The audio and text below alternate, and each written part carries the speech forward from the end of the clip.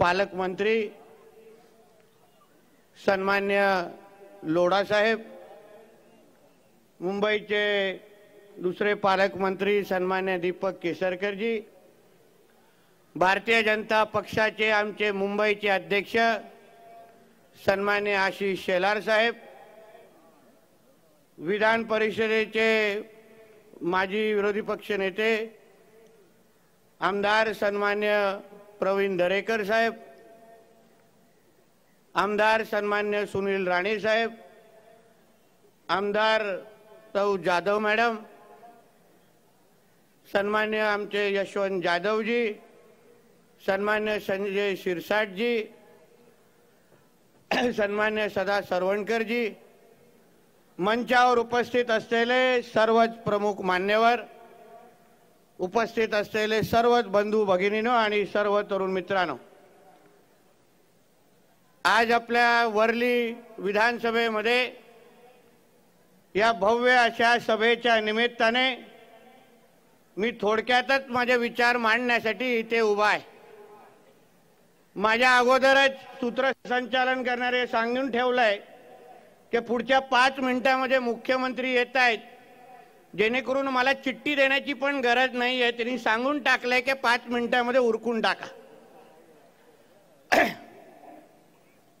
पण तसा आपल्याला कमी बॉलमध्ये जास्त रन बनवायची सवय असल्यामुळे आज आपल्या या सभेच्या निमित्ताने बोलत असताना आज ज्या महत्त्वाच्या मुद्द्यासाठी, आपल्या कोळी बांधवांच्या महत्त्वाच्या मुद्द्यासाठी राज्याचे मुख्यमंत्री सन्मान्य एकनाथ शिंदे साहेब, राज्याचे उपमुख्यमंत्री सन्मान्य देवेंद्र फडणवीस साहेबांचा आपण नागरी सत्कार इथे आपण करणार आहोत। जो एक महत्त्वाचा विषय वर्षानुवर्ष आमच्या कोळी बांधवांचा होता। मला आजही आठवतं, इकडचे काही मान्यवर त्यांच्याबरोबर मी सकाळी 6:30 ला आपल्या या समुद्रामध्ये गेलो होतो आणि त्यांनी मला आपली खरी परिस्थिती त्या निमित्ताने सांगितली। आपल्याला त्याच्यात तो प्रश्न किती गंभीर होता आणि त्याच्यामुळे इकडच्या कोळी बांधवांना किती त्रास होत होता, या सगळ्याची जाणीव तेव्हा त्यांनी मला करून दिली होती। मला प्रश्न असा पडतो की आज जो हा काय सत्कार कार्यक्रम आज जो आयोजित केलाय, जे काय प्रेम आज एवढ्या मोठ्या प्रमाणामध्ये आपण सगळ्या जणांनी उपस्थित राहून आमच्या सरकारकडे आणि मुख्यमंत्री उपमुख्यमंत्र्यांकडे आपण जे प्रेम आणि विश्वास दाखवतायत, हा गेल्या सरकारच्या मुख्यमंत्र्यांनी आणि त्यांच्या स्थानिक आमदार मुलांना घेता आला असता। शेवटी हे सगळं प्रेम मिळवण्यासाठी नशीब लागतं, कर्तृत्व लागतं। आपल्या स्वतःच्या मतदारसंघातल्या नागरिकांसाठी अगर आपल्याला प्रश्न सोडवण्याची आपल्यामध्ये ताकद नाही, प्रश्न सोडवण्याची आपल्यामध्ये हिम्मत नाही, तर ती आमदारकी का फक्त नुसतं मिरवायला ठेवली आहे का, हा प्रश्न मला इकडच्या त्या स्थानिक आमदाराला विचारायचा आहे।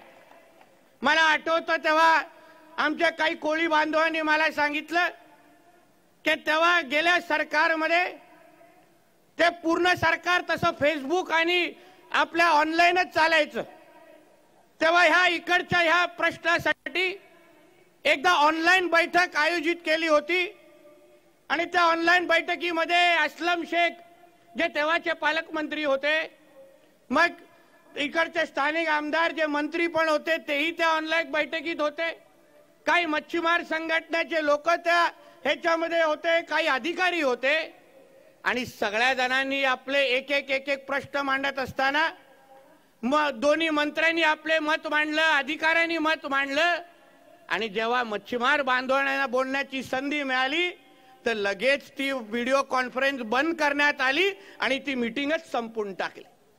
म्हणजे इकडच्या कोळी बांधवांचं मत ऐकूनच घ्यायचं नाही, समजूनच घ्यायचं नाही, फक्त स्वतःचा मनमानी कारभार करायचा, हा एक कलमी कार्यक्रम इकडचा तो आमदार करतोय। आणि हल्ली तर काय मोठ्या मोठ्या बाता चालू आहे, पर राज्यस्तरीय म्याव करण्याचं काम चालू आहे। आमच्या मुख्यमंत्री साहेबांना सांगतायत की आमच्या वरळीत येऊन लढा, मी तुमच्या ठाण्यात येऊन लढतो। अरे बाबा, तू तुझा आवाज तरी नीट कर आणि मग आमच्याशी बोलायची हिम्मत कर। आवाज कुठून निघतो ह्याचा थान पत्ता नाही आणि बोलतोय काय मुख्यमंत्र्यांना चॅलेंज देतोय। अजूनपर्यंत गळ्याची कंटा फुटलेली नाहीये आणि जोरजोरात बोलण्याची हिम्मत दाखवतोय। जाऊन दे ते विधानसभा 24 पर्यंत, तुला 24च्या नंतर तुला आम्ही आमदार ठेवत नाही, तू त्याच्या गोष्टीची चिंता करू नकोस। तुला नंतर माझ्या कोकणामध्ये कुठली तरी ग्रामपंचायत लढवायला जाईल, तेवढी तरी जिंकती येतात का बघ, आणि नाही ते घरी जा। कशाला पाहिजे तू आम्हाला? कोणाला चॅलेंज देतोस, कोणाला आव्हान देतोस? फिरतोय कुठे, नाशिक जातो, मराठवाड्यात जातो, तुझ्या वरळीमध्ये येऊन बघ लोक कशा शिव्या घालतायत, ते बघ जरा येऊन। मी तर बोलतो स्थानिक जनतेचा सोडा, इकडच्या त्याच्या त्या उरलेल्या शिवसेनेच्या जरा एक तरी शाखा प्रमुखचं नाव विचारा त्याला। तुला माहिती आहे तुझ्या इकडच्या शाखा प्रमुखाचं नाव सांग, 10 कुठल्या पदाधिकाऱ्यांचं नाव सांग, मी काही हरीन। स्वतःच्या मतदारसंघाचा थान पत्ता नाही, स्वतःच्या पदाधिकाऱ्यांचा थान पत्ता नाही, आणि काय मोठ्या मोठ्या बाता चालू आहेत बाबा, काय मोठ्या मोठ्या। मी आपल्या मीडियाच्याही मित्रांना सांगेन, कुठल्या बातम्या कशा चालवायच्या हे जरा मीडियाच्या मित्रांना कळलं पाहिजे हो। डायरेक्ट मुख्यमंत्री साहेबांना कोणतरी हा कवळा कुठून तरी येऊन आव्हान देतो आणि तुम्ही हेडलाईन लावता। त्याला विचारलं पाहिजे, अरे बाबा तुझं वय किती, तुझ्या मिशा तरी फुटल्यात का, तुझा काय ठाण पत्ता तरी आहे का, आणि किती मोठ्या मोठ्या नेत्यांबद्दल बोलतो रे बाबा तू। म्हणून या निमित्ताने एवढंच सांगेन की ह्या सगळे हे जे प्रश्न सोडवण्याची धमक, तुम्हाला सगळ्या जणांचा विकास करण्याची ताकद ही फक्त या बाळासाहेबांची शिवसेना आणि भारतीय जनता पक्षामध्येच आहेत। या गोष्टी तुम्ही लक्षात ठेवलं पाहिजे, लक्षात ठेवलं पाहिजे। तुमचे कुठलाही अडीअडचण असेल, तुमचाही कुठलाही प्रश्न सोडवायचा असेल तर त्यासाठी भारतीय जनता पक्षाचे कार्यकर्ते आणि बाळासाहेबांच्या शिवसेनेचे कार्यकर्ते येतील, बाकी कोणीही येणार नाही। तुम्ही साधा एक मला प्रश्न सांगा हो, प्रश्नाचे उत्तर द्या। तुमच्या स्थानिक आमदाराचं इथे आमदार संपर्क कार्यालय तरी आहे का हो? सांगा मला। तुम्हाला आमदाराला शोधायचं असेल, तुम्हाला तुमच्या आधार कार्डवर अगर सही हवी असेल, तुम्हाला आमदार म्हणून कुठले त्यांच्याकडून परवानगी निवेदन द्यायचं असेल तर आमदाराला शोधायचं कुठे? समुद्रात जायचं का त्या डिनो मोरियाच्या घरी जायचं? कारण की संध्याकाळी 7:30 नंतर तिथेच पडला असतो, कुठे जात नाही तो, जास्त लांब जात नाही हो। म्हणून तुम्हाला सांगतो, तुम्ही जनता म्हणून तुम्ही सगळ्या जणांनी लक्षात ठेवलं पाहिजे की आज या सभेच्या निमित्ताने तुम्ही तुमचा प्रश्न सोडवणारे कोण आहेत? आज तुम्ही विचार करा, फक्त 6 महिने झाले आमचं सरकार येऊन, या पहिल्याच 6 महिन्यामध्ये तुमचा एवढा महत्त्वाचा प्रश्न आम्ही तुम्हाला सोडून तुमच्या इथे सत्कार करण्यासाठी इथे आलेलो आहे। नुसतं बोलत राहिलो नाही, हवेत गोळीबार करत राहिलो नाही, तुम्हाला जे काही शब्द दिला तो पूर्ण करून आज तुमच्याकडे सत्कार करण्यासाठी इथे आलोय। तुम्ही पुढच्या 2024 मध्ये आम्ही दिलेल्या उमेदवाराला फक्त मतदान करा। मी तुम्हाला विश्वास देतो, तुमच्या वरळी विधानसभेचा एकही प्रश्न आम्ही प्रलंबित ठेवणार नाही, एवढा विश्वास तुम्हाला मी आजच्या निमित्ताने देतो। तुम्ही पण ठणकावून सांगितलं पाहिजे, आम्हाला आमचा हक्काचा आमदार पाहिजे। आमदार जो दिसणारा आहे, बोलणारा आहे, किमान पुरुषासारखा तरी बोलणारा आमदार पाहिजे, एवढं तरी तुम्ही हक्काने सांगितलं पाहिजे, एवढं तरी सांगितलं पाहिजे। म्हणून आता 5 मिनिटं दिली आहे, कुठेतरी गाड्या बिड्या लागल्या, भोंगे आवाज ऐकले, याच्यापेक्षा मी आत्ताच संपवतो। पुढची चिरफाड पुढच्या एपिसोड मध्ये करू, आपलं कामच ते आहे, आपलं काम आहे। आपलं दुसरं काम काय? कुठेतरी म्याव म्याव आवाज काढायचा किंवा पेंग्विनच्या नावाने त्याला हैराण करायचं, आपलं नाव कामच ते आहे। तुम्हाला वाटतं उगाच मला पावसकरांनी इथे बोलवलं का?